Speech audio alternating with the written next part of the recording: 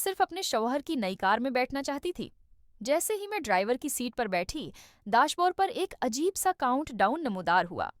एक bomb disposal expert के तौर पर मुझे बिल्कुल मालूम था कि उसका क्या मतलब है। किसी ने मुमकिना तौर पर कार में एक टाइम्ड बम नस्ब कर दिया था। मुझे सबसे बेहतर अंदाजा था कि जब वो टाइमर 0 पर पहुंचेगा तो क्या होगा। मैंने अपना खौफ काबू में रखा और अपने शोहर को बाहर इशारा किया कि वो कार चेक करे। उसने सोचा मैं मजाक कर रही हूं, जब तक कि उसने स्क्रीन पर चलते हुए नंबर्स नहीं देखे। उसका चेहरा फौरन बदल गया। वो फौरन कार के नीचे जाने लगा। इसी वक्त ग्लोव बॉक्स में एक सरख लाइट चमकने लगी। मैंने एहतियात से एक कार्ड का इस्तेमाल किया ताकि उसे टेस्ट कर सकूं। जब ये तस्दीक हो गई कि कोई वायर्स जड़े नहीं हैं, तो मैंने सांस रोके और आहिस्ता आहिस्ता उसे खोला। अंदर एक सर्किट बोर्ड पड़ा था। मैंने पीछे की सीट पर बैठे अपने 2 बच्चों की तरफ देखा और उन्हें कहा कि बिल्कुल हरकत न करें। मेरे शौहर ने कार के नीचे से मुझे एक तस्वीर भेजी। एक नज़र देखते ही मेरा सारा जिस्म संक कर रह गया।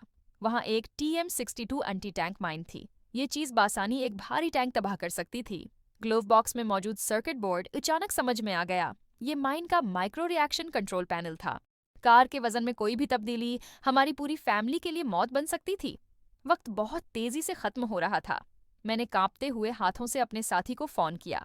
वो भी कंपनी में बॉम्ब डिस्पोजल स्पेशलिस्ट था। मेरी सूरत हाल सुनकर वो पहुंच गया और वो भी बॉम्ब डिस्पोजल का माहिर था। वो 10 मिनट से भी कम वक्त में आ पहुंचा।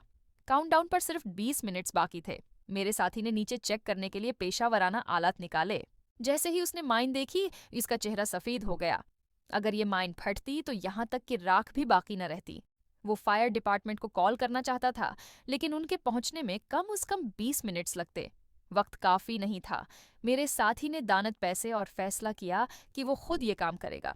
जैसे ही उसने माइन का बगौर मायना किया, अचानक उसने शेल पर हमारी कंपनी की मालूमात देखी। उसने फौरन बॉस को कॉल की। अगले लम्हे ट्रंक में फोन की घंटी बजी। मेरे बेटे ने पछला पैनल खोला। बॉस का कटा हुआ हाथ बाहर गिर गया। मेरा दिमाग सुन्न हो गया। ये एक सोचे समझे कत्ल की मंसूबा बंदी थी। मेरे साथी ने अपने असिस्टेंट को कॉल की ताकि मजीद खुसूसी आलात लाए जा सकें।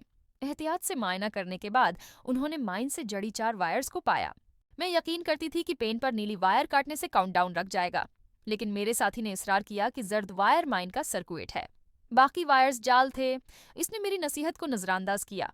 बम डिस्पोजल रोबोट को आगे बढ़ाया और जर्द वायर काटने के लिए तैयार हो गया। सबने सांस रोक लिया। जर्द वायर काट दी गई। काउंटडाउन जारी रहा। सिर्फ 1 मिनट बाकी था। मेरे साथी ने प्लास्टर्स पकड़े और कार में रेंगते हुए वो नीली वायर काटने के लिए तैयार हो गया जिसका मैंने जिक्र किया था। उसके हाथ शदीद घबराहट की वजह से लर्ज रहे थे। उसकी खातून साथी तेजी से मदद के लिए नीचे रेंग गई। काउंटडाउन पर 4 सेकंड बाकी थे कि उसने सब्ज वायर काट दी। टाइमर 4 सेकंड्स पर जम गया। मैं मुकम्मल तौर पर गिर पड़ी। मेरा अंदाजा गलत था। अगर वो मेरी सुन लेते तो हम सब तबाह हो चुके होते।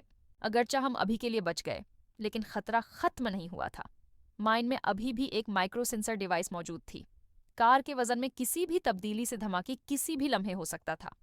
अगर आप जानना चाहते हैं कि आगे क्या होता है तो हमारे साथ राबिते में रहें और हमारे चैनल को सब्सक्राइब करें। अगला हिस्सा जल्द आने वाला है।